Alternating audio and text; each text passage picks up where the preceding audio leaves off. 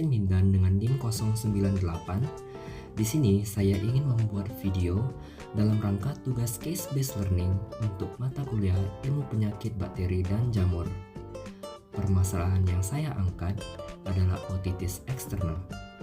Otitis merupakan kondisi di mana kanal telinga eksternal hewan mengalami inflamasi atau radang. Inflamasi dapat menjangkau bagian meatus eksternus sampai ke meatus tympanica. Kondisi ini dapat memberi rasa sakit yang akut atau kronis dan bisa menginfeksi satu atau bahkan dua telinga. Hewan yang saya angkat adalah anjing, sehingga latar belakang masalah saya merupakan otitis eksternal pada anjing atau yang sering disebut sebagai canine otitis externa.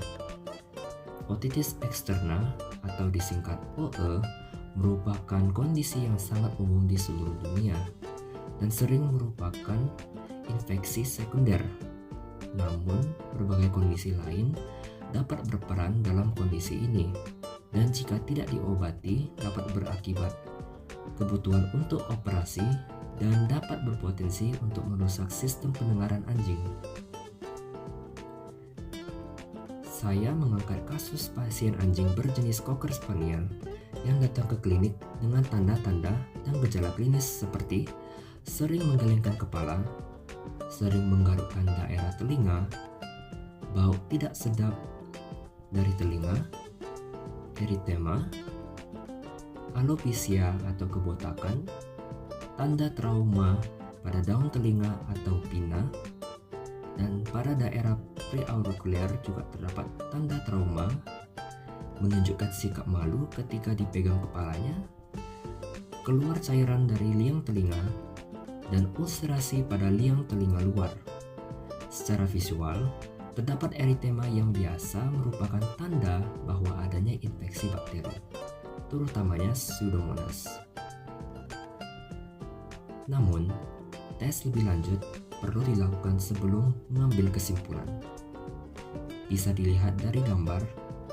Berikut merupakan gambar yang didapatkan dari pasien. Terdapat ulcerasi pada liang telinga luar, eritema atau kemerah-merahan pada liang telinga luar, dan juga terdapat cairan purulen yang merupakan tanda-tanda bahwa adanya infeksi bakteri. Faktor-faktor yang memperpetuasi perubahan jaringan di saluran telinga yang berkembang sebagai akibat dari penyakit dan serta membuat infeksi tersebut bersifat kronis dan dapat berulang kembali dan kemungkinan untuk terjadi semakin tinggi.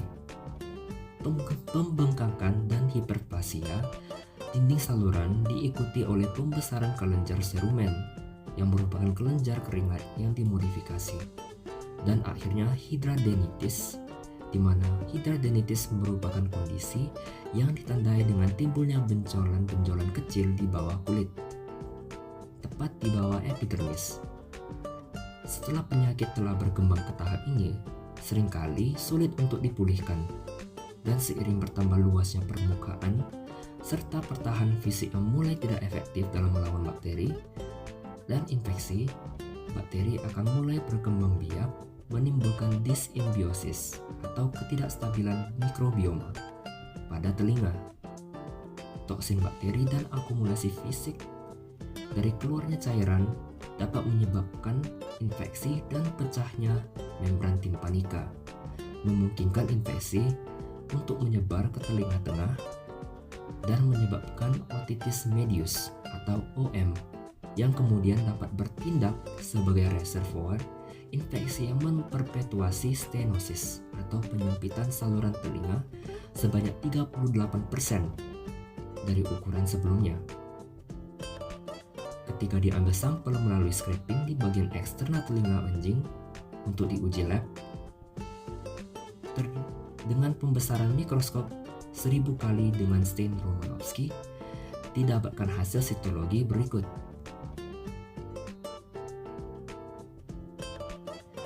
Didapatkan dari hasil sitologi menunjukkan adanya dysbiosis dari mikrobioma telinga anjing Cocker Spaniel tersebut. Terdapat bakteri berbentuk kokai atau pill shake. Identifikasi menunjukkan bahwa adanya infeksi aktif dengan nuclear streaming.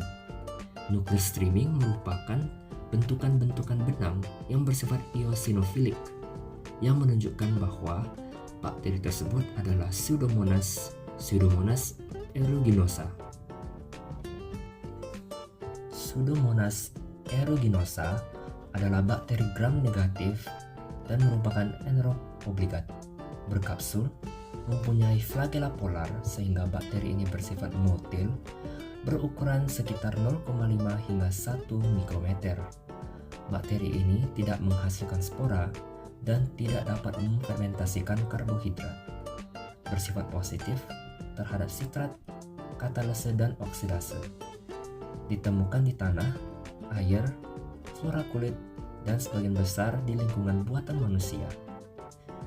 Bakteri tumbuh subur tidak hanya di atmosfer normal, tetapi juga di atmosfer rendah oksigen sehingga ditemukan di banyak lingkungan, baik alami maupun buatan.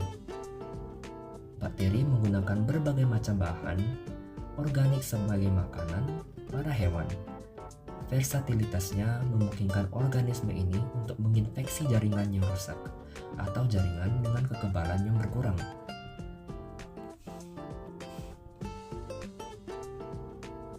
Perawatan untuk otitis externa atau OE memiliki 3 tujuan: mengurangi tanda-tanda dan gejala klinis, mengembalikan jumlah dan distribusi normal mikroba pada telinga, serta mengembalikan fungsi normal pada telinga.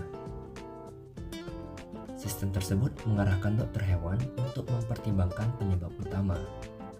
Dalam kasus di mana sedikit perubahan yang memperburuk kondisi dan disbiosis ringan, menghilangkan penyakit utama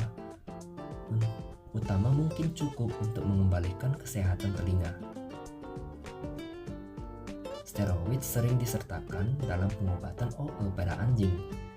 Steroid dapat membantu dalam manajemen peradangan saluran telinga dan memberikan secara oral, parenteral, ataupun topikal.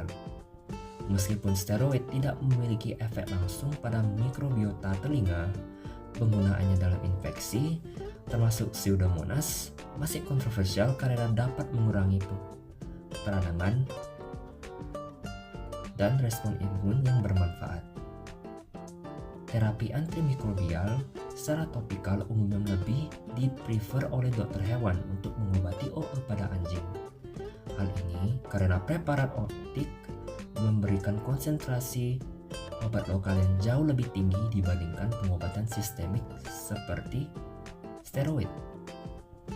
Konsentrasi yang digunakan sedemikian rupa sehingga data kultur dan kerentanan harus dipertimbangkan dengan hati-hati, karena antibiotik jika digunakan banyak kali dapat menyebabkan resistensi.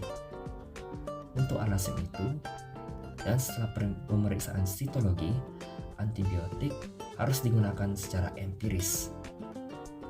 Resistensi bakteri merupakan ciri umum dari OE yang bersifat rekuren atau kronis, dan resistensi konstitutif merupakan ciri dari infeksi Pseudomonas. Untuk kasus OE P. aeruginosa, 3 kelas antibiotik sering digunakan. Salah satunya fluoroquinolone seperti marboxacin dan aminoglikosida, khususnya gentamisin dan polymyxin B. Nah, pada kali ini didapatkan bahwa pasien anjing mengidap OE eksterna dan belum termasuk yang parah hingga infeksi ke bagian medial telinga. Tetapi gejala dan rekam pasien menunjukkan infeksi yang bersifat akut. Untungnya belum rekuren, sehingga dokter meresepkan gentamisin secara topikal beserta dengan pembersih telinga sebagai tambahan antibiotik. Ini membantu menghilangkan kotoran dari saluran telinga yang penting untuk fungsi yang tepat dari beberapa antimikroba, terutama pada aminoglikosida, polymyxin B, dan termasuknya gentamisin yang memiliki efisiensi yang berkurang di harapan nanah. Sekian dari video saya. Saya mengucapkan mohon maaf sebesar-besarnya jika ada kata yang kurang berkenan. dan terima kasih telah menonton.